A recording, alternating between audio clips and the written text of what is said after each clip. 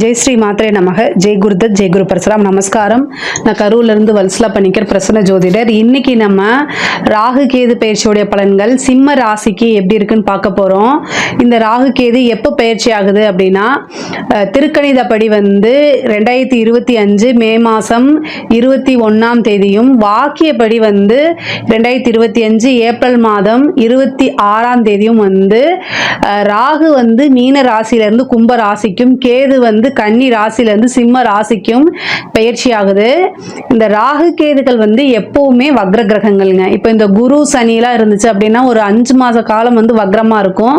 அதுக்கப்புறம் வக்ர நிவர்த்தியாகி அந்த கிரகங்கள் எல்லாமே முன்னோக்கி நகரும். இப்போ சுக்கிரன் புதன்லாம் எடுத்துட்டா கொஞ்ச நாட்கள் வக்ரமா இருக்கும், ஆனா அதோடைய இதுவுமே முன்னோக்கி நகரும். இப்போ குரு அப்படின்னா 2ல் இருக்காருன்னா அடுத்ததுக்கு 3க்கு போவார், பயிற்சி ஆவார்.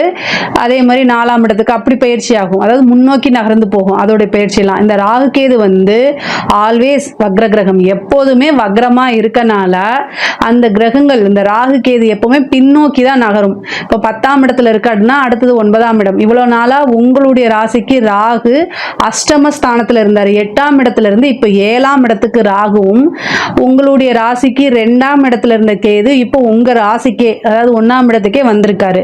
இப்போ ராகு கேது எப்பவுமே வக்ர கிரகங்கள்னால பின்னோக்கி நகர்றாங்க.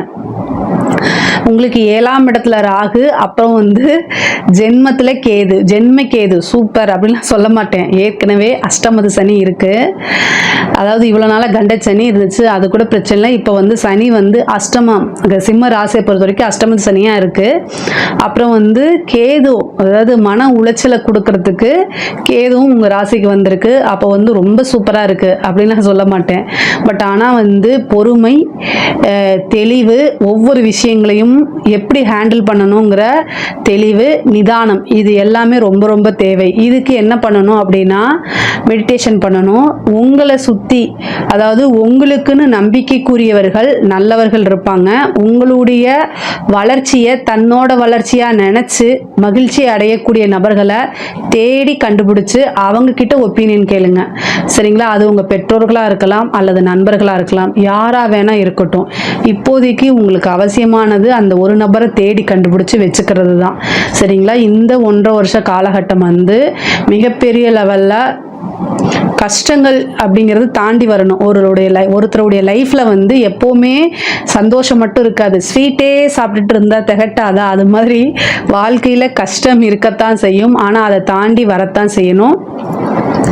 ஸோ இந்த 1.5 வருஷத்துக்கு இப்போ ஒரு சிலர்லாம் சொல்லுவாங்க, கேது சூரியன் வீட்டில் இருக்குது, ஸோ அப்போ சூரியன் வீட்டில் அது நெருப்பு, அப்புறம் சூரியனுக்கு மீது, அப்படிலாம் கிடையாது. ராகு கேது எப்போவுமே அதாவது ஜென்மத்தில் வந்தால் கஷ்டம் தான். நம்ம மனசை சுக்குநூறாக உடைச்சிட்டு அதுக்கப்புறம் தான் போவாங்க. அவங்களுடைய வேலையை அவங்க செவ்வனே செய்வாங்க.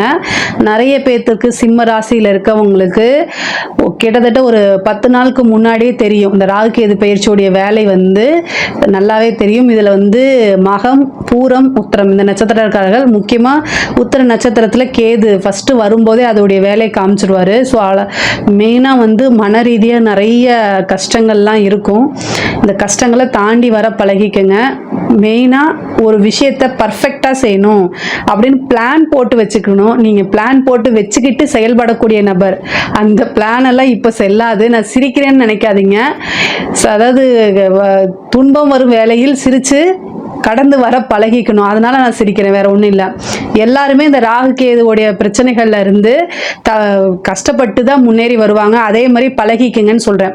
பொதுவாகவே சிம்ம ராசிக்காரங்க நல்ல இன்டெலிஜென்ட்டாக இருப்பீங்க. நீங்கள் நல்ல நாலேஜு, நல்ல நிர்வாக திறமை உங்களுக்கு இருக்கும்.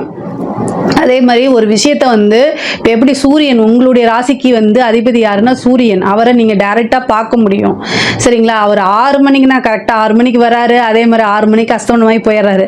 டைம் டு டைம் வேலை பார்க்குறாருல, அது மாதிரி தான் நீங்கள் ஒவ்வொரு விஷயத்தையும் டைம் டு டைம் பர்ஃபெக்டாக பிளான் போட்டு வச்சுருப்பீங்க. ஆனால் அந்த பிளான் எதுவுமே இப்போ வேலை செய்யாது. உங்களுக்கே எரிச்சலாயிரும். என்னடா அது நம்ம கரெக்டாக செய்கிறோம், ஏன் எப்படி ஆகுதுன்னு ஒரு டைம் பார்ப்பீங்க, 2 டைம் பார்ப்பீங்க. உங்களுக்கு எல்லாத்துக்கும் பொறுமை இருக்குல்ல, அந்த அப்படியே பொறுமை எல்லை மீறி போய் அப்படியே வெறுத்து போய் உட்காருவீங்க. நான் என்ன சொல்கிறேன்னா, அப்படி வெறுத்து போய் உட்காந்து இந்த டைம் நீங்கள் என்ன எஃபர்ட்ஸ் போடுறீங்களோ அது கண்டிப்பாக பலன் அளிக்கவே செய்யும். உங்களுக்கு கண்டிப்பாக பலன் அளிக்கும். நல்ல விஷயங்கள் நிறைய நடக்கும். இந்த ஒரு 1.5 வருட காலகட்டங்களை தாண்டி போயிட்டீங்க அப்படின்னாலே உங்களோட வாழ்க்கையில் சூப்பர் கிரேட் அப்படின்னு தான் நான் சொல்லுவேன். இந்த 1.5 வருஷம் உங்களுக்கு ஒரு சவால் அப்படின்னு வச்சுக்கோங்க. எல்லா விஷயங்களையுமே நீங்கள் எடுத்த காரியங்கள் எல்லாமே வந்து ஒரு தடைக்கு பின்பு தான் உங்களுக்கு சாதிக்க முடியும். சோதனை காலகட்டத்துக்கு அப்புறம் சாதனை காலகட்டம் வச்சுக்கோங்களேன். ஒரு சோதனை வருது அப்படின்னா அந்த சோதனைக்கு அப்புறம் உங்களுக்கு ஒரு சாதனை தான். நீங்கள் மிகப்பெரிய லெவலில் சாதிக்கணும்னு நினைக்கிறீங்க அப்படின்னா இது ஒரு ட்ரையல் பீரியட் அப்படின்னு வச்சுக்கோங்க. இந்த டைமில் வந்து எல்லா இதுவுமே உங்களுக்கு வரும். எதுவுமே வேண்டாம்ப்பா அப்படின்னு சொல்லிட்டு அமைதியாக நீங்கள் உண்டு உங்கள் வேலை உண்டு அப்படின்னு இருந்தால் கூட என்ன இந்த வேலையை போய் செய்கிற அப்படின்னு உங்கள் மனசை குத்தி கிழிக்கிறதுக்கே வருவாங்க. ஏன்னா 7ஆம் இடத்துல ராகு உங்கள் மனசை எப்படியாவது காயப்படுத்தி அதை கிழித்து தைச்சு என்னென்னலாம் செய்யறதுக்குன்னே ஆளுங்க வருவாங்க. அவங்க கிட்டேருந்து நீங்கள் என்ன செய்யணும், தூரம் ஓடி போய் ஒளிஞ்சுக்கணும். இந்த டைமில் அவங்க எதுக்கவெல்லாம் முடியாது. அமைதியாக கடந்து போய்க்கணும், இல்லைன்னா ஒளிஞ்சுக்கணும், மறைஞ்சு வாழ்ந்துக்கணும். அப்படி தான் நீங்கள் இருந்துக்கணும். உங்களை சுற்றி நிறைய பேர் வந்து பொதுவாகவே சிம்மராசிக்காரங்க வந்து பர்ஃபெக்டாக இருப்பீங்க, எல்லாத்துலேயும் ஈஸியாக ஜெயிக்கக்கூடியவங்களாக இருப்பீங்க. ஆனால் என்ன அப்படின்னா உங்களுக்கு அதுலேயே வந்து உங்களுக்கு 7 6 நபராக இருக்கார். அப்போது உங்களுடைய ஆப்போசிட்டில் இருக்கவங்க அவர் நண்பர்களாகவும் இருக்கலாம், அல்லது உங்களோட வேலை பார்க்குற இடத்துல ஒரு ஃப்ரெண்ட்ஸாக இருக்கலாம். ஆனால் அவங்க உங்கள் மேலே எப்பவுமே ஒரு ஜெலஸாகவே இருப்பாங்க. இதை நல்லா ஞாபகம் வச்சுக்கோங்க. உங்களுடைய எதிரிகள் யார் அப்படின்னா உங்கள் கூட இது பண்ணுறவங்க தான். ஸோ நீங்கள் சாமிக்கிட்ட ஃபஸ்ட்டு என்ன வேண்டிக்கங்க அப்படின்னா, என்னுடைய நண்பர்களை பார்த்துக்கோ, நான் எதிரிகளை, ஏன்னா உங்களுக்கு கண்ணுக்கு தெரிஞ்ச எதிரியை நீங்கள் ஹேண்டில் பண்ணிட முடியும். கண்ணுக்கு தெரியாத எதிரியை எப்படி ஹேண்டில் பண்ணுவீங்க? இதனால் கடவுள் வழிபாடு பண்ணுங்க. இறை வழிபாடு மட்டும்தான் உங்களைய நிம்மதியாக காலத்தை கடத்திட்டு போகிறதுக்கு உதவியாக இருக்கும். இந்த காலகட்டங்களில் ஒவ்வொரு ஞாயிற்றுக்கிழமையும் நீங்கள் என்ன பண்ணுங்கள், 4 to 6 சரபேஸ்வரர் வழிபாடு பண்ணுங்கள். சரபேஸ்வரர் வழிபாடை எவ்வளோக்கு எவ்வளோ பண்ணுறீங்களோ அவ்வளோ நல்லது. முக்கியமாக வந்து பொதுவாகவே சிம்ம ராசிக்கு வந்து பார்த்திங்கன்னா 2 தெய்வம் பூர நட்சத்திரத்தில் இருக்கனால நீங்கள் வந்து அபராஜிதா அப்படின்னு சொல்லக்கூடிய பிரித்திங்கிரா தேவியும் வழிபாடு பண்ணலாம். அதே மாதிரி சரபேஸ்வரர் வழிபாடும் பண்ணலாம். பூர நட்சத்திரத்துலேயே அவங்க இருக்கனால அந்த தேவி வழிபாடு சொன்னேன். ஆனால் பொதுவாக சிம்ம ராசிக்கு சரபேஸ்வரர் வழிபாடு ரொம்ப ரொம்ப சூப்பர். நீங்க எந்த அளவுக்கு வழிபாடு பண்றீங்களோ அந்த அளவுக்கு கண்டங்கள்ல இருந்தும் மன கஷ்டங்கள்ல இருந்தும் கடந்து வரத்துக்கு இந்த தெய்வம் வந்து உறுதுணையா இருக்கும். தெய்வ வழிபாடு தான். திக்கற்றவர்களுக்கு தெய்வமே துணை. ஸோ திக்கற்றவர்களுக்கு தெய்வமே துணை. அதனால இந்த விஷயங்கள் எல்லாம் கடந்து வரணும் அப்படின்னா தெய்வ அனுகூலம் உங்களுக்கு தேவை. தெய்வ வழிபாடு பண்ணுங்க. முக்கியமாக வந்து மெடிடேஷன் பண்ணுங்க. எவ்வளோ மன கஷ்டங்கள் இருந்தாலும் நீங்கள் சொல்ல வேண்டியது இதுவும் கடந்து போகும் அப்படிங்கக்கூடிய ஒரு வார்த்தையை சொல்லிக்கங்க. ஏன்னா உங்களுக்கு நல்ல டைம் வரப்போது, நிறைய சாதிக்கக்கூடிய அமைப்புகள் எல்லாமே இருக்கு. அதனால இந்த கேது வந்து உங்க ஜென்மத்தில் இருக்கும்போது சந்திரன் மேல கேது அப்படிங்கும்போது மன ரீதியாக பிரச்சனைகள் இருக்கு. அதே மாதிரி தாயாருக்கு வந்து பிரச்சனைகள் இருக்கு. தாயார் வழி சொத்துக்கள் வரும். தாயார் வழி இருக்கக்கூடிய ப்ராப்பர்ட்டிஸ் எல்லாம் இவ்வளோ நாளா பிரச்சனைகள்லாம் இருந்தால் அது எல்லாமே சால்வ் ஆகும். அதே மாதிரி தாயாருடைய தேக ஆரோக்கியத்தில் ரொம்ப கவனமாக இருக்கணும். தாயாருக்கு உடல் ரீதியாவோ அல்லது ஆயுள் ரீதியாவோ பிரச்சனைகள் இருக்கு. அதனால இந்த தெய்வ வழிபாட்டை பண்ணிக்கங்க. 7ஆம் வீட்டில் இருக்கக்கூடிய ராகு வந்து என்ன பிரச்சனையை கொடுப்பாரு அப்படின்னா, உங்களுக்கு லைஃப் பார்ட்னராக இருந்தாலும் சரி அல்லது பிஸ்னஸ் பார்ட்னர் இருந்தாலும் சரி, அவங்க கிட்ட இருக்கக்கூடிய நன்மைகளை எடுத்துட்டு தீமையை மட்டும் உங்களுக்கு தெரிகிற மாதிரி வைப்பாரு. அவங்களுடைய வாக்குவாதம், சண்டை சச்சரவுகள், பிரிவினை அப்படிங்கிறது உறுதியாக இருக்கு. அதனால கவனமாக இருக்கணும். உங்களுக்கு என்ன மன கஷ்டமோ, அதாவது நீங்க எவ்வளோ மைண்ட் நான் ஸ்ட்ராங்காக இருப்பேனாலுமே கிரகங்களுக்கு வீக் பாயிண்ட் ரொம்ப நல்லா தெரியும். உங்களை விட உங்களுக்கு எது வீக் பாயிண்ட்டு எது வீக்னஸ் அப்படின்னு உங்களுக்கு தெரியுதோ இல்லையோ, இந்த ராகு கேதுக்கள் ரொம்ப நல்லா தெரிஞ்சு வச்சிருப்பாங்க. ஸோ உங்களுக்கு எங்கே வலிக்குமோ அங்கே மட்டும்தான் அந்த கிரகங்கள் அடிக்கும். ஸோ உங்களுக்கு எது மனசை கஷ்டப்படுத்துமோ அந்த விஷயங்களை மட்டும்தான் செய்ய போகுது. அதுக்கு நீங்கள் ப்ரிப்பேராக இருக்கணும். அது வந்து ஒரு சிலருக்கு வந்து பார்த்திங்கன்னா லைஃப் பார்ட்னர் பிரியறதுக்கு உண்டான வாய்ப்புகள் இருக்குது. அதாவது கணவன் மனைவியிடையே இந்த காலகட்டத்தில் அனுசரணைங்கிறது ரொம்ப ரொம்ப முக்கியமானது. ஹஸ்பண்ட் ஒய்ஃப் வந்து ஏன்னா 6ஆம் அதிபதியே 7ஆம் அதிபதியாக இருக்கார் உங்களுக்கு சனி. அவர் அஷ்டமத்துக்கு போயிருக்காரு. போதாதுக்கு கலத்திர ஸ்தானத்தில் 7ஆம் இடத்துக்கு ராகு வந்திருக்காரு. இந்த ராகு வந்து 7ஆம் இடத்துக்கு வரும்போது வேறு நபர்களுடைய தலையீடுகள் இருந்தால் அதை தயவு செய்து அவாய்ட் பண்ணிடுங்க. உங்களுக்கு ஒரு மாரல் சப்போர்ட்டு இல்லை எமோஷனல் சப்போர்ட்டு இந்த மாதிரி விஷயங்களை ஒதுக்கி வச்சிருங்க. உங்களுடைய அதாவது பெண்ணாக இருந்தால் ஆணாக இருந்தால் மனைவி கூடயும் பெண்ணாக இருந்தால் கணவன் கூடயும் அனுசரித்து போகணும். அவங்க சொல்லக்கூடிய விஷயங்கள் இப்போ உங்களுக்கு கசப்பாக இருக்கலாம், ஆனால் பின்னால் அதை யோசித்து பார்க்கும்போது இதுதான் கரெக்ட் அப்படின்னு உங்களுக்கு படும். அதனால் இந்த காலகட்டங்கள் மற்றவங்க யாராவது அட்வைஸ் பண்ணுறதெல்லாம் ரொம்ப கஷ்டமாக இருக்கும். பட் ஆனால் வந்து ஒவ்வொரு விஷயத்தையும் நிறுத்தி நிதானமாக யோசிக்கணும். உறவுங்கிறது வந்து கட்டி காப்பாற்றக்கூடியது. அதுதான் நமக்கு கடைசி வரைக்கும் துணை இருக்கணும். காசு பணத்தினால ஒரு உண்மையான அன்பை வாங்க முடியாது. அதாவது ஆர்டிஃபிஷியலாக எல்லாமே வாங்கிக்கலாம். அதனால லைஃப் பார்ட்னருங்கிறது ரொம்ப முக்கியம். பிஸ்னஸ் பார்ட்னர்னா இவர் இல்லைன்னா இன்னொருத்தங்க, ஆனால் லைஃப் பார்ட்னருங்கிறது ரொம்ப முக்கியங்கிறதுனால உறவுகளுக்கு முக்கியத்துவம் கொடுங்க, அனுசரணை பண்ணிக்கோங்க. சிம்ம ராசியை பொறுத்த வரைக்கும் நான் நிறைய வீடியோவில் சொல்லியிருக்கேன், அனுசரணைங்கிறது உங்களுக்கு ரொம்ப குறைவாக இருக்கும். அதுவும் மக நட்சத்திரத்தில் பிறந்துட்டா ஒரு பழமொழி இருக்கு, மகம் ஜெகமாலுன்னு. என்னமோ பெரிய லெவலில் அவங்களுக்கு இந்த உலகத்தையே நான் தான் கட்டி காப்பாற்றுறேன் கூடிய எண்ணம் இருக்கும். அந்த எண்ணத்தெல்லாம் தூக்கி போட்டுருங்க. அட்ஜஸ்ட்மெண்ட் இல்லை, உங்கள் வாழ்க்கையை தொலைச்சிருவீங்க. இது வந்து நீ ஏற்றுக்கிட்டாலும் சரி ஏற்றுக்கலைனாலும் சரி இதுதான் உண்மை. நிறைய மக நட்சத்திரக்காரங்க ரொம்ப அதாவது அவங்களுக்கு திறமைகள் இருக்கு, நான் இல்லைன்னு சொல்லல. அதே மாதிரி பேச்சு திறமை மட்டும் இல்லை, செயல்லையும் நிறைய திறமைகள் அவங்க காட்டுவாங்க, உண்மை அவங்க. பட் ஆனால் உறவுகள்னு வரும்போது அட்ஜஸ்ட்மெண்ட் இல்லை அப்படின்னா பிரிஞ்சு போயிடுவீங்க. தனிமரமாக நிற்கிறதுக்கு உண்டான வாய்ப்புகள் இருக்குது. ரொம்ப ரொம்ப அட்ஜஸ்ட் பண்ணி போங்க. உத்திர நட்சத்திரக்காரங்களும் மக நட்சத்திரக்காரங்களும் வந்து பார்த்திங்கன்னா அட்ஜஸ்ட்மெண்ட் பண்ணலை அப்படின்னா லைஃப் வந்து ஸ்பாயிலாக போயிடும். பூர நட்சத்திரம் மட்டும் கொஞ்சம் விதிவிலக்காக இருக்குது. பட் ஆனால் சிம்ம ராசியை ஓவராலாக பொறுமையும் அனுசரணையும் இல்லை அப்படின்னா வாழ்க்கை போயிடும். இதை மட்டும் நான் ரொம்ப ஸ்ட்ராங்காக சொல்கிறேன். ஏன் நீ கமெண்ட்ஸில் வந்து திட்டினாலும் சரி, உங்களோட லைஃப்பில் வந்து நல்லபடியாக இருக்கணுங்கிறதுக்காக இந்த வார்த்தைகளை நான் சொல்கிறேன். இந்த வார்த்தைகள் ஏதாவது ஹர்ட்டாக இருந்துச்சுன்னா சாரி. பட் ஆனால் அனுசரணைங்கிறது ரொம்ப ரொம்ப முக்கியம். கோர்ட்டு கேஸு பிரச்சனைகள்லாம் இருக்குது அப்படின்னா அது ரீதியாக உங்களுக்கு மனசில் வந்து கஷ்டங்களை உண்டு பண்ணும். ஒரு சிலருக்கு காதல் ரீதியாக இருக்கக்கூடிய பிரச்சனைகள், காதல் லவ் சம்மந்தப்பட்ட விஷயங்கள் எல்லாமே வந்து கொஞ்சம் பாதிப்பு. ஒரு சிலருக்கு வந்து பிரிஞ்சவங்க சேர்றதுக்கு வாய்ப்பு இருக்கு. ஆனால் ஏற்கனவே இதா இருக்கிறவங்களுக்கு வந்து ஏற்கனவே பிரச்சனை இருக்கு உங்களுக்கு அப்படின்னா அந்த பிரச்சனை சால்வ் ஆகிறதுக்கு கூட வாய்ப்பு இருக்கு. ஆனால் பிரச்சனையே இல்லாமல் நீங்கள் லைஃப்ல சந்தோஷமா இருந்தீங்க அப்படின்னா சங்கடங்களை சந்திக்கிறதுக்கும் வாய்ப்பு இருக்கு. ஸோ ஏன்னா ராகு கேதுக்கள் வந்து மாற்றி மாற்றி வக்ர கிரகங்கள்னால மாற்றி சில நீ ஹாப்பியா இல்லையா, சரி பொழைச்சு போ அப்படின்னு விட்டுரும். நீ சந்தோஷமா எப்படி இருக்கலாம் அப்படிங்கிறத வச்சு செஞ்சிடும். ஸோ ரெண்டுமே ராகு கேதுக்கள் செய்யும். அதனால உஷாரா இருந்துக்கிறது நல்லது. பொதுவாகவே கோச்சாரத்தில் நம்மளுடைய ராசி மேலே ராகு கேதுக்கள் வந்து எப்போவுமே நல்ல பலன்களை எதிர்பார்க்க முடியாது. அதனால எல்லா விஷயங்களுக்கும் தயாராக இருக்கணும். அதுக்காகத்தான் இவ்வளோ தூரம் சொல்கிறேன். அதே மாதிரி பெரிய மனிதர்களுடைய ஆதரவு, சொசைட்டியில் வந்து பேர் புகழ் எல்லாமே கிடைக்குங்க.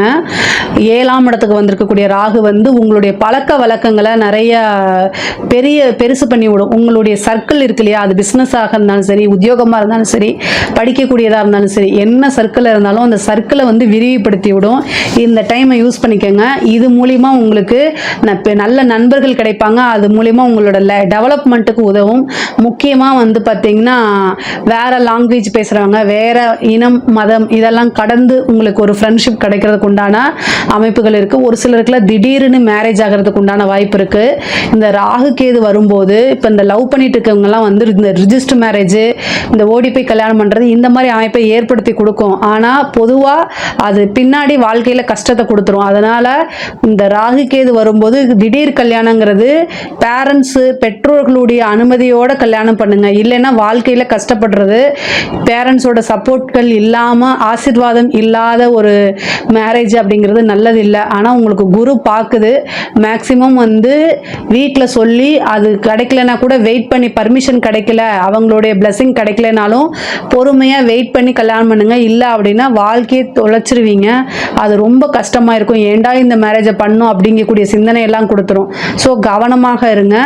அதே மாதிரி சிம்ம ராசியை பொறுத்த வரைக்கும் ஒரு டைம் இல்லை 2 டைம் 3 டைம் ஒரு முயற்சியை போடும்போது ஃபர்ஸ்ட் டைமே சக்ஸஸ் ஆகாது. இந்த காலகட்டத்தில் காரியங்கள் வந்து தடைகள் இருக்குது, தாமதங்கள் இருக்குது. ஆனால் எப்போவுமே உங்களுக்கு வெற்றி அப்படிங்கிறது நிச்சயிக்கப்பட்டது. ஸோ அதனால் நீங்கள் லைஃப்பில் உறுதியாக சக்ஸஸ் ஆவீங்க. ஆனால் நான் சொன்ன வழிபாடை பண்ணிட்டு பண்ணுங்கள். ஒரு டைம் 2 டைம் உங்களுக்கு ஃபெயிலியர் ஆனால் கூட 3ஆவது டைம் சக்ஸஸை கொடுத்துடும். இந்த ராகு கேது வந்து ஒரு ஸ்பார்க்கு தான். அது வந்து ஃபஸ்ட்டு டைம் மறுபடியும் நீங்கள் ட்ரை பண்ணும்போது அது மிகப்பெரிய பிரம்மாண்ட வளர்ச்சியா உங்களை பெரிய ஆளா காமிச்சு கொடுக்கறதும் இந்த ராகு கேது தான். ராகு கேது வந்து போகும்போது உங்களுக்கு ஒரு பெரிய நல்ல நன்மையும் செஞ்சுட்டு போகும். இந்த சாஃப்ட்வேர் சம்மந்தப்பட்டவங்க, ஐடி ஃபீல்டு சம்மந்தப்பட்டவங்களுக்குலாம் நல்ல வளர்ச்சி இருக்கு. சேம் அதை வந்து மிஸ்யூஸ் ஆகாமல் பார்த்துக்கோங்க. மிஸ்யூஸ் ஆகுதுன்னா கவனமாக இருக்கணும். உங்களுடைய சிறு அலட்சியத்தினால பெரிய வாய்ப்புகளை இழக்கிறது, பெரிய விஷயங்களை இழக்கிறது, அதனால மாட்டிக்கிறது அப்படிங்கிறதெல்லாம் ரொம்ப இயல்பாக நடக்கும். ஒரு மெயில் அனுப்பும்போது கூட, ஒரு செக்கு கையெழுத்து போடும்போது கூட பார்த்து பண்ணுங்க. கம்யூனிகேஷன் சம்பந்தப்பட்ட ஃபீல்டு, ஐடி சம்பந்தப்பட்ட ஃபீல்டெல்லாம் ரொம்ப கவனமாக இருக்கணும். முக்கியமாக சோஷியல் மீடியாவில் இருக்கவங்களுக்குலாம் நெகட்டிவ் இம்பேக்ட் வரத்துக்கு, நெகட்டிவ் பப்ளிசிட்டி வரத்துக்கு வாய்ப்பு இருக்குது. பார்த்து இருந்துக்கோங்க. கலைத்துறை சம்மந்தப்பட்டவங்களும் ஒரு வாய்ப்பு வருதுன்னா இந்த வாய்ப்புக்கு நம்ம என்ன பண்ணணும் என்ன பண்ணக்கூடாதுங்கிறது தெரிஞ்சு ஹேண்டில் பண்ணணும். அதே மாதிரி வந்து ஸோ நெகட்டிவாக உங்கள் மேலே பப்ளிசிட்டி வர்றது, உங்கள் மேலே வந்து தேவையில்லாத அவமான அசிங்கங்களுக்கெல்லாம் ஆளாகிறது, இந்த மாதிரி வரத்துக்கு வாய்ப்பு இருக்குது. கவனமாக இருக்கணும். ஆனால் கலைத்துறை சம்மந்தப்பட்டவங்களுக்கு எனக்கு நெகட்டிவாக பப்ளிசிட்டி ஆனாலும் பப்ளிசிட்டி ஆனால் போதும்னு நினைக்கிறவங்களுக்குலாம் நல்ல வளர்ச்சி தான். அரசியல்வாதிகளுக்கு யாருக்கு நல்லா இருக்கோ இல்லையோ அரசியல்வாதிகளுக்கு ரொம்ப நல்லா இருக்குது. இந்த கேது வந்து பயிற்சியாகிறது வந்து நிறைய மாற்றங்கள், அரசியலில் நிறைய மாற்றங்களை கொடுக்கும். மிகப்பெரிய லெவலில் வளர்ச்சியும் கொடுத்துரும். சொத்து சேர்க்கை அப்படிங்கிறது இருக்குது. நண்பர்களுடைய ஆதரவுகள் உங்களுக்கு கிடைக்கும். முக்கியமாக வந்து நீங்கள் இந்த டைமில் உங்களுக்கு ஆதரவு கிடைக்குது. ஆனால் உங்களை சுற்றி உங்களுடைய வளர்ச்சிக்காக யார் பாடுபடுறாங்களோ, உங்களோட வளர்ச்சியை தன்னோட வளர்ச்சியை யார் நினைக்கிறாங்களோ அவங்களுடைய ஆதரவை தேடிக்கங்க. தெய்வ வழிபாடு தேடிக்கங்க. இதெல்லாமே உங்களுக்கு சக்ஸஸை கொடுக்கும். மெயினாக வந்து கணபதி வழிபாடு பண்ணுங்க, பிரித்திங்கரா தேவி வழிபாடு பண்ணுங்க, சரபேஸ்வரர் வழிபாடு பண்ணுங்க. இது எல்லாமே நன்மையை தான் கொடுக்கும். படிக்கிறவங்களுக்கெல்லாம் நல்ல முன்னேற்றம் இருக்கு. படிக்கக்கூடிய டைமை வந்து கரெக்டாக படிங்க, டைவர்ட் ஆகாதீங்க. நீங்கள் நினச்ச மார்க் எடுக்க முடியாமல் போயிடும். ஸோ அதனால் படிக்கக்கூடியவங்களுக்கு டைம் நல்லா இருக்குது. படிக்கக்கூடியவங்களுக்கெல்லாம் வந்து ஸ்டூடெண்ட்டாக இருக்கவங்களுக்குலாம் சூப்பராக இருக்குது. ஏன்னா கேது ஞானக்காரகன். கேது வந்து ஞானக்காரகனாக இருக்கனால படிப்புக்கு சப்போர்ட் பண்ணும். ஓகேங்களா? மற்றபடி காதல் சம்மந்தப்பட்ட விஷயங்களுக்குலாம் சப்போர்ட் பண்ணாது. படிக்கக்கூடிய குழந்தைகள் படிப்பில் நல்லா பண்ணுங்க. அது இந்த நீட் எக்ஸாம்ஸ்லாம் எழுதுறீங்க, ஐபிஎஸ் ஐஏஎஸ் இந்த யூபிஎஸ்சி எக்ஸாம்ஸ்லாம் எழுதுறீங்களா, சூப்பராக இருக்கும். ஏன்னா ஞானக்காரகனே உங்களுடைய ராசியில் வரனால நீங்கள் மிகப்பெரிய லெவலில் சக்ஸஸ் ஆக முடியும். அதனால உங்களுடைய ஃபோக்கஸை வந்து இன்னும் நல்லா வந்து ஸ்ட்ரைட் ரூட்டாக போட்டிங்கன்னா ஈஸியாக உங்களுக்கு சக்ஸஸ் கிடச்சிரும். பொதுவாகவே மன ரீதியாக இருக்கக்கூடிய விஷயங்களை மட்டும் ரொம்ப ஸ்ட்ராங்காக இருந்துக்கங்க. கணவன் மனைவியிடையே இருக்கக்கூடிய பிரச்சனைகள் வந்து இப்போதைக்கு நீங்கள் எந்த முடிவு எடுக்காமல் அமைதியாக அனுசரணையாக போய் ஸ்ட்ராங்காக இருந்தீங்கனாலே பல பிரச்சனைகள்லேருந்து உங்களால் வெளியில் வர முடியும். ராசியை பொறுத்த வரைக்கும் இந்த ராகு கேது பயிற்சி வழிபாடு பண்ணாலே நிறைய விஷயங்கள் உங்களுக்கு நன்மையாக மாறும். இதில் ஏதாவது உங்களுக்கு சந்தேகங்கள் இருக்குது அப்படின்னா கமெண்ட்ஸில் கேளுங்க. கண்டிப்பாக நம்ம ஆன்சர் பண்ணுறோம். என்னுடைய சேனலை லைக் பண்ணுங்கள், ஷேர் பண்ணுங்கள், சப்ஸ்கிரைப் பண்ணுங்கள். நன்றி, வணக்கம்.